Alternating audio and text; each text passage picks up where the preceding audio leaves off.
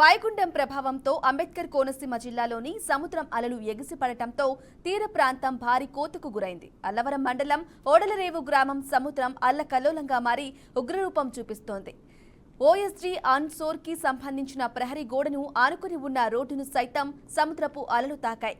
దీంతో రోడ్డు ధ్వంసమైంది. ప్రజలు సముద్రపు తీరాన వెళ్లొద్దని అధికారులు హెచ్చరిస్తున్నారు.